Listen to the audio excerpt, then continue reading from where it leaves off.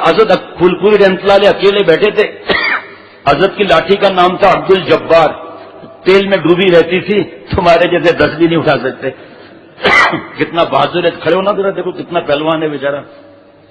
دیکھو نظر نہ لگے, ذرا دکھاؤ وہاں پر. شاباش, بیٹھ جاؤ. ہوا تیز اڑتی ہے, 2 آدمی کو کہتا ہوں پکڑ لو اس کو بھائی.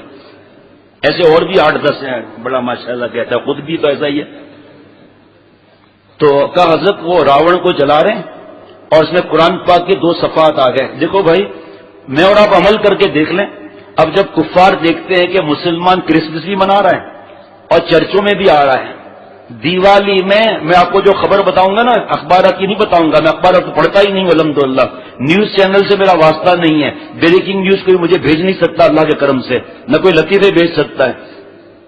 تو بریکنگ نیوز نہیں بتا رہا, میں آپ کو حقائق بتا رہا ہوں کہ مسلمان مندر میں بیٹھا ہوا ہے, اللہ معاف فرمائے, اور جناب چرچ میں بیٹھا ہوا ہے مسلمان, اللہ بچائے پروردگار.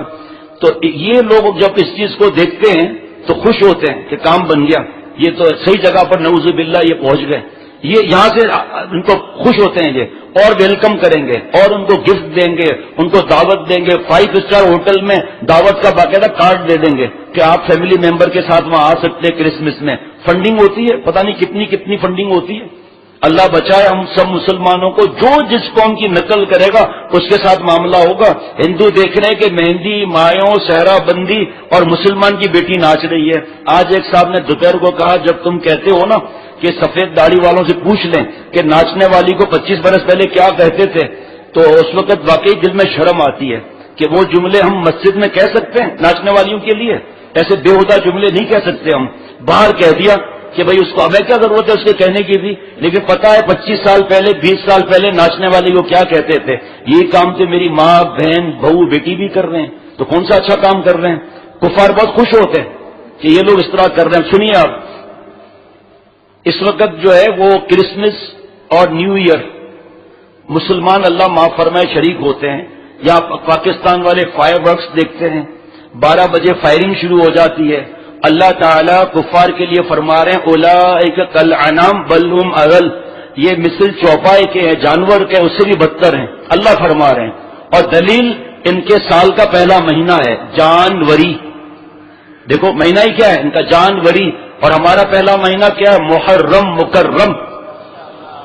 حضرت والا کا مزاج تھا کہ بھئی فجر کی نماز کے بعد بیان کے بعد ذکر کے بعد سیر کے بعد ناشتہ, پھر بیان, پھر تھوڑا آرام, پھر بیان.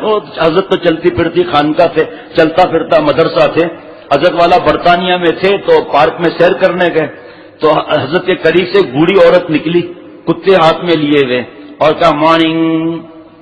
تو حضرت نے فرمایا کیا مصیبت کہہ رہی ہے؟ کہ حضرت یہ کہہ رہی ہے گڈ مارننگ.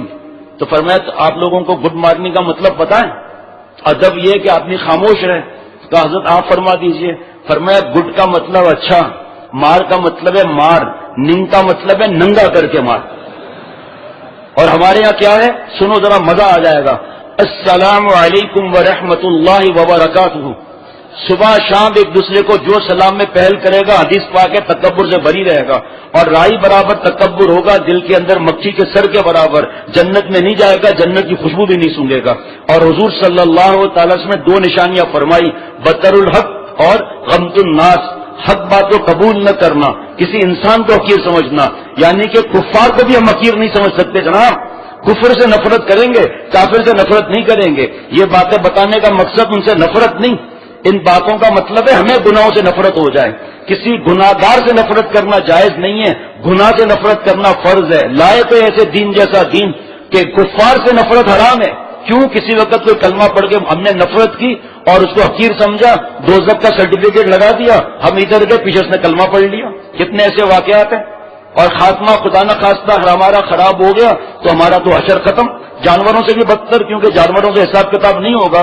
اور کافروں سے فی المال خاتمے کے اعتبار سے کیوں کہ کسی کافر کلمہ پڑھ لیا. آپ کو واقعہ بتا بھی چکا ہوں کہ ایک بوڑھی عورت 70-75 برس کی تھی, کلمہ پڑھا, 2 گھنٹے کے بعد انتقال ہو گیا. ہندو تھی اور اب جنت میں گئی سی تھی. اب کوئی اس کو حقیر سمجھے گا, کہاں جائے گا وہ؟ تو حقیر نہیں سمجھنا ہے. اللہ میری اور مومن کی حفاظت فرمائے. تو حضرت نے فرمایا ہمارے مسلمانوں کا کیا ہے السلام علیکم ورحمۃ اللہ وبرکاتہ. صبح شام ایک دوسرے کو سلامتی کی دعا، رحمت کی دعا اور برکت نہیں وبرکاتہ. بتاؤ کتنا مزہ آئے گا جب صبح شام ایک دوسرے کو سلام کریں گے.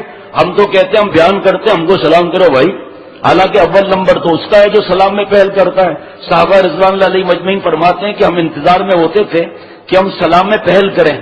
ایک دفعہ ایک صحابی پلر کے پیچھے چھپ گئے مسجد نبی صلی اللہ تعالی وسلم میں. حضور صلی اللہ علیہ وسلم چھپکے سے دیکھ رہے تھے. جیسے ہی حضور صلی اللہ علیہ وسلم قریب پہنچے، جیسے ہی انہوں نے سلام کرنا چاہا، حضور صلی اللہ علیہ وسلم نے پہلے فرما دیا السلام علیکم ورحمۃ اللہ وبرکاتہ.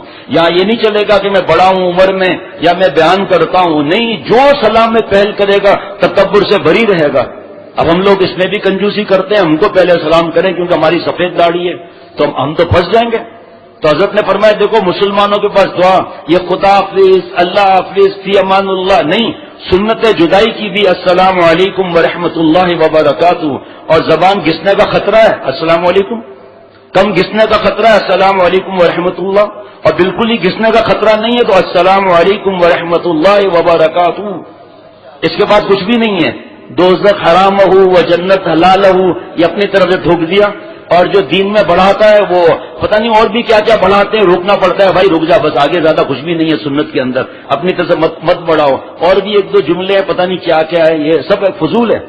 جو سنت کا طریقہ اسہل بھی ہے، اکمل بھی ہے، اجمل بھی ہے.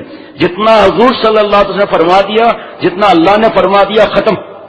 کتنا مبارک گھر وہ ہے، کتنی مبارک وہ مجلسیں ہیں، کیا مبارک وہ دفتر ہیں.